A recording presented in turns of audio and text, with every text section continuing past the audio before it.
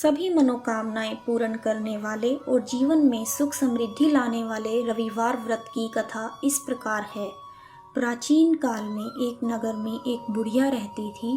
वह प्रत्येक रविवार को सुबह उठकर स्नानादि से निवृत्त होकर आंगन को गोबर से लीपती और उसे स्वच्छ करती थी।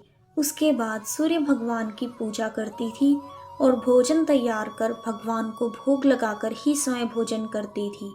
भगवान सूर्यदेव की कृपा से उसे किसी प्रकार की चिंता व कष्ट नहीं था। धीरे धीरे उसका घर धन धान्य से भर रहा था। उस बुढ़िया को सुखी होते देख उसकी पड़ोसन उससे बहुत बुरी तरह जलने लगी। बुढ़िया ने कोई गाय नहीं पाल रखी थी, इसलिए रविवार के दिन घर लीपने के लिए वह अपनी पड़ोसन के आंगन में बंधी गाय का गोबर लाती थी। पड़ोसन ने कुछ सोचकर अपनी गाय को घर के भीतर बांध लिया। रविवार को गोबर न मिलने से बुढ़िया अपना आंगन नहीं लीप सकी। आंगन न लीप पाने के कारण बुढ़िया ने सूर्य भगवान को भोग नहीं लगाया और उस दिन स्वयं भी भोजन नहीं किया। सूर्यास्त होने पर बुढ़िया भूखी प्यासी ही सो गई। इस प्रकार उसने निराहार व्रत किया। रात्रि में सूर्य भगवान ने उसे स्वप्न में दर्शन दिए और व्रत न करने तथा उन्हें भोग न लगाने का कारण पूछा। बुढ़िया ने बहुत ही करुण स्वर में पड़ोसन के द्वारा घर के अंदर गाय बांधने और गोबर न मिल पाने की बात कही।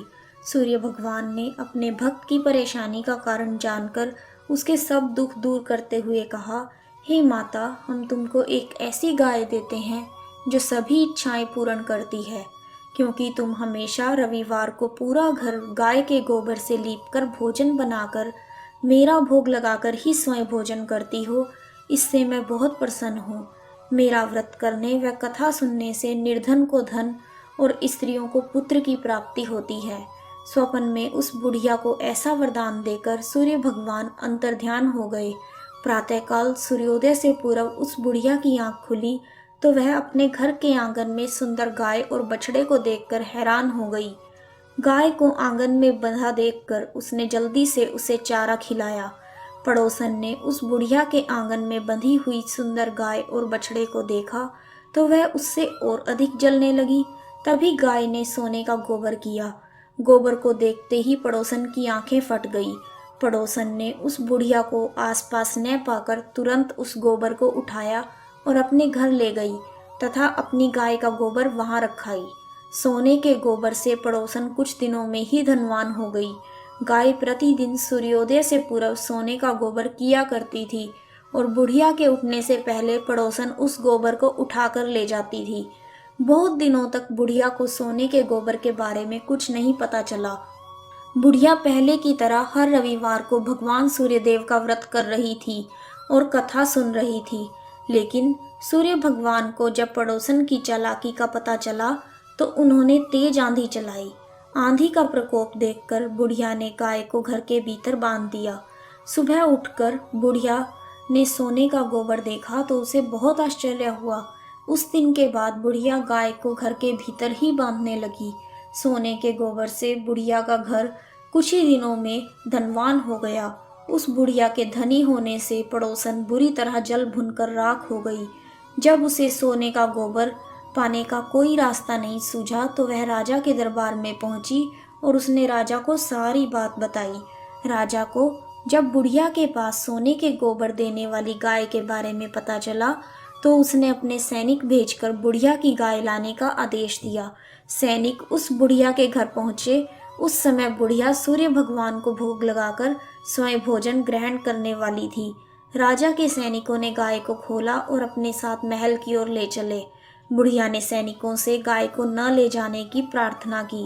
वह बहुत रोई चिल्लाई, लेकिन राजा के सैनिक नहीं माने। गाय के चले जाने से बुढ़िया को बहुत दुख हुआ।